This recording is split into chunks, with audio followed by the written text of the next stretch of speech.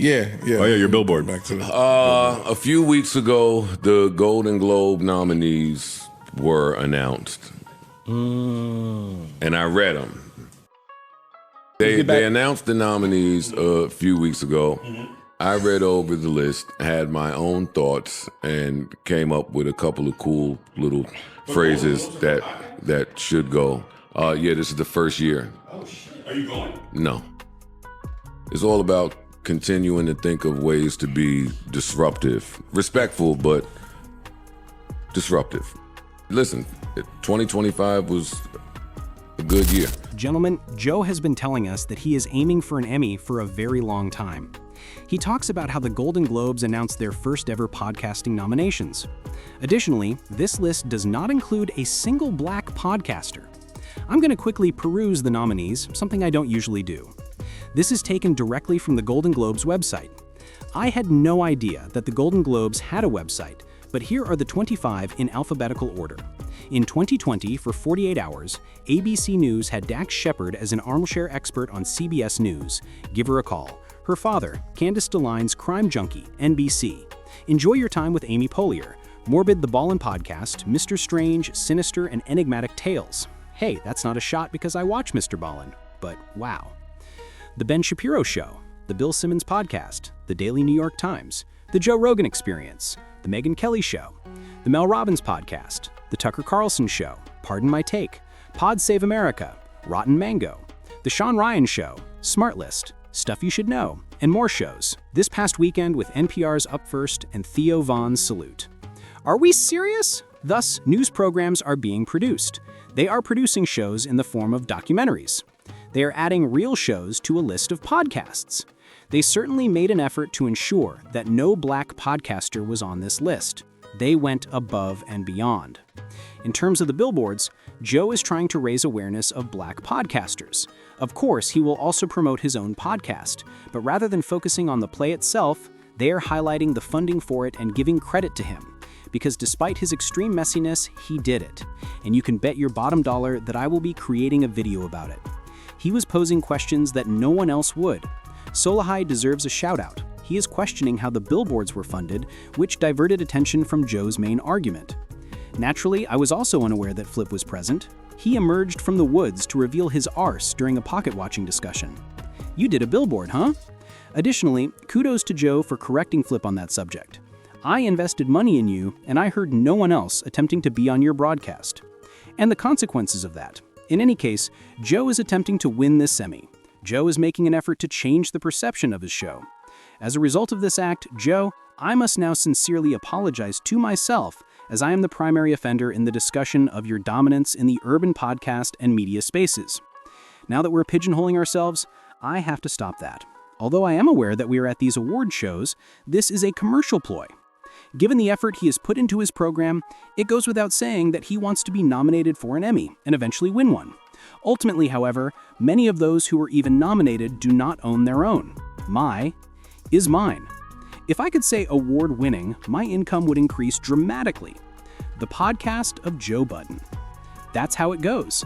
There's a reason why award-winning actors are always featured here when they're attempting to market or promote a film. This actress has won awards. Actors and actresses here, nominated for awards. Even if you win, it doesn't matter. Being nominated is enough to motivate you. Why is Joe unable to view something from the same perspective? But it's not a moment of seriousness and congratulations such as, "Oh, I see the push you're making, salute."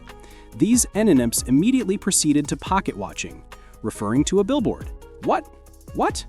Joe was being the messiest, so I'm glad he asked Solahai the question, where on this blasted billboard should everyone be placed? Furthermore, the primary character and offender who was vying for the top spot on the billboard is no longer even featured in the program. That alone explains to me why Joe hasn't placed anyone else on this fucking billboard. I'm not even sure if you guys will be present for the upcoming version. Your response should be right there. He's acting for all of us in the room rather than just using his position to get an advantage. Joe, what was the cost of this? I didn't spend any money. I apologize, I just talked about this last episode. There are several noteworthy levels to this Kev on stage. Is that a word? I'm doing it once more. They are well known in the area. Goddamn, I have no idea. The word is noteworthy. A few more well-known people, including Kevin, or Kev on Stage, have joined Patreon and are actively promoting it. Click here, please. We included jokes. This can be done on Patreon. Everyone has them in their comment sections. On Patreon, Joe doesn't mention it. I'm not who I appear to be. Nevertheless, Patreon appears in every endeavor Joe attempts to undertake and every attempt to build upon his show. Stepping, lock, and key. For real, we are partners in this. You don't need to advertise. However, Patreon is the one that funded the piece in the New York Times. Recall that they were assisting with the story. We promote Joe in this way. On our platform or network, he is the star. Furthermore, we cannot collaborate with him to the extent that he will attempt to promote and leave comments on everyone else's. No, we will help him advance. This is not so much a Joe Budden play as it is a Patreon play. And nobody seems to understand that, but Joe Budden, Patreon, I, and all of you are worried about the wrong thing. I keep saying to everyone that we need to pay attention to Patreon's movements. Additionally, we must observe the moves that Patriot is making with all of the other people they believe to be successful and well-liked on their platform, and pay attention to the movements that Patriot is making with Joe. Additionally, see Kev's Patreon page on stage.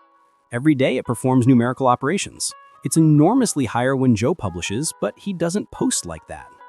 So, there are several levels to our approach, and Joe is the topic of conversation.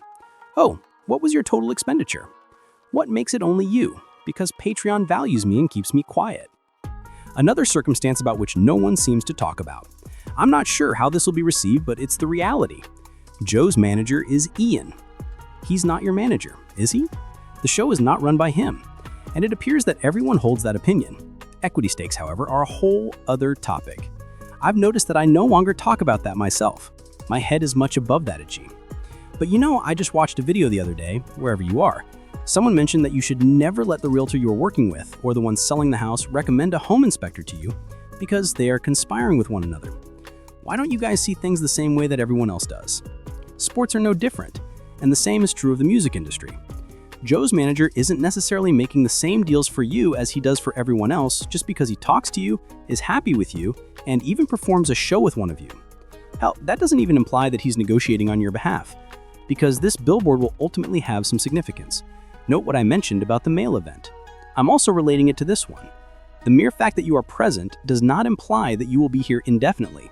Not even parks will be displayed on the billboard, and that has some significance. Just remember that HR works for Joe. When you go to them with complaints, everything you are saying to him at this point will expire in a year unless you have a third-party arbiter. The money play is not related to this. This is not related to the amount of money I spent. Patreon is attempting to achieve the same level of fame as me. Do you believe that I suddenly thought of this Emmy speech? What happens to Patreon when they host a podcast that is nominated for an Emmy? If he wins or is nominated for one, he will want me to start referring to the urban media as the best in the space, type once again because there haven't been any black podcasters, and he pushed after that. Next year, if there is a black podcast at all, Joe will be able to claim, I did that. Therefore, there is a push in both directions. But what happens to Patreon when a podcast broadcast on the site receives an Emmy nomination? Joe and Patreon will then need to have some serious conversations. Because, just like how Joe Rogan was acquired by Spotify from YouTube, they will have that same discussion. But it begins here. What happens if this acquires a quarter of a tech startup? I recall that 4 or 5 years ago, Joe mentioned that. What happens if the cognitive process never stops? But rather than appreciating the show for what it is, people are asking questions like, how much did you spend? Why aren't all of us bosses on the billboard, but you are? Anyway, please share your thoughts in the comments section. Am I on one? Am I mistaken? Am I making this up? In any event, I'll see you guys later today because Clay revealed his ass again. He gave me a ton of ideas. I'll see you all shortly, but we'll just compile everything into one movie. Calm.